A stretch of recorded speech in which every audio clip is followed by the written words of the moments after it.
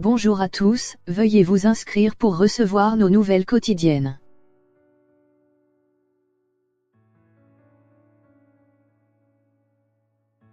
Theresa May pourrait organiser un 4e vote des députés sur l'accord du Brexit. Malgré un 3e vote négatif vendredi, la Première ministre n'écarte pas pour l'heure de tenter une nouvelle fois de faire valider son accord par les parlementaires.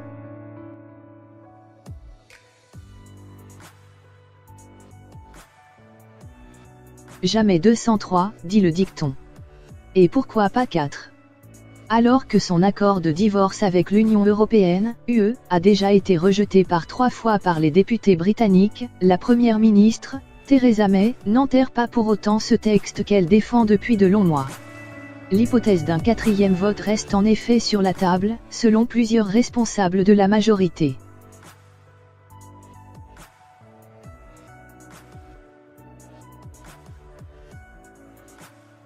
La position du gouvernement est que nous pensons que la meilleure façon de respecter le référendum est de mettre en œuvre l'accord, a déclaré samedi à la BBC le président du Parti conservateur, Brandon Lewis. L'adoption du texte est censée permettre au Royaume-Uni de quitter le giron de l'UE avec une période de transition jusqu'à fin 2020, afin d'éviter une rupture trop brutale de liens tissés pendant 46 ans.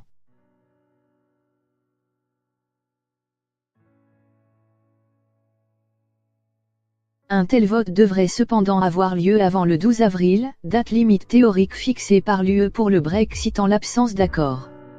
Rien ne dit par ailleurs que le résultat serait différent des tentatives précédentes. Vendredi 29 mars, les députés ont rejeté l'accord négocié par Madame May par 344 voix contre 286, une marge cependant plus faible que les 2 fois précédentes.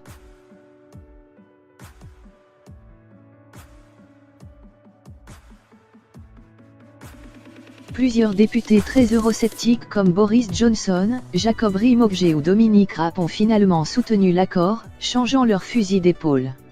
Au moins nous nous dirigeons dans la bonne direction, a déclaré à des journalistes un porte-parole de Madame May vendredi.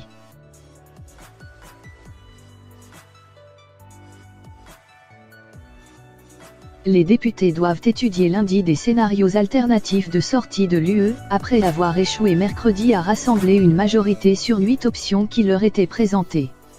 Devant les députés, la Première ministre a assuré vendredi qu'elle continuerait à plaider en faveur d'un Brexit ordonné, mais elle a reconnu aussi la nécessité de se mettre d'accord sur une autre voie.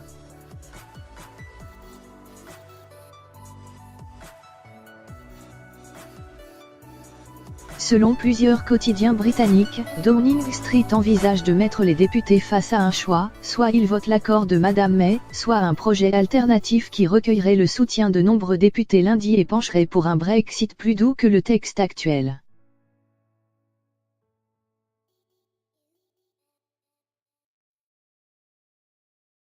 La chef du gouvernement espérait ainsi convaincre les eurosceptiques de son parti conservateur de voter pour son accord de retrait, qu'il rejette jusqu'à présent car il considère qu'il ne coupe pas suffisamment les liens avec l'UE.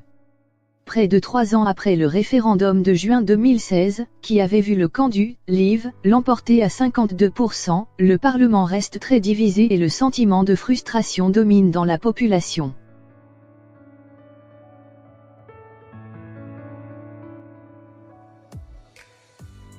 Pour sortir de l'impasse, la députée conservatrice et ancienne ministre, Nicky Morgan, a évoqué l'idée d'un « gouvernement d'union nationale », une hypothèse rejetée par Brandon Lewis, qui estime que cela « ne change pas l'arithmétique parlementaire », les députés ayant été jusqu'à présent incapables de s'accorder sur le Brexit.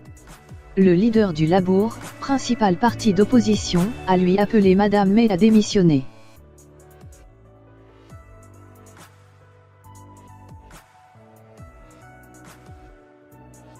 De leur côté, les eurosceptiques font pression pour que le Royaume-Uni se détache de l'UE, quitte à partir sans accord.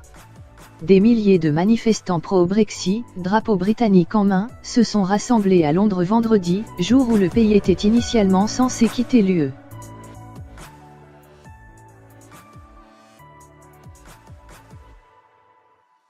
Faute d'accord approuvé par le Parlement, un « no deal » sorti sans accord, le 12 avril, hypothèse qui affole les milieux économiques, reste le scénario par défaut, a averti vendredi Madame May.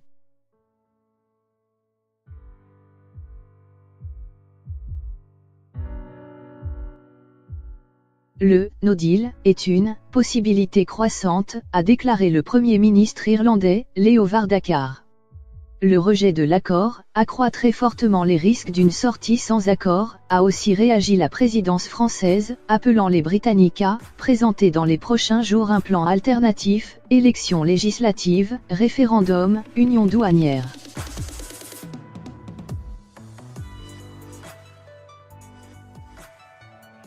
Pour éviter cette sortie brutale, Madame May pourrait se résigner à demander un nouveau report, de plus longue durée, mais qui l'obligerait à organiser des élections européennes fin mai. Un sommet européen spécial a été convoqué le 10 avril.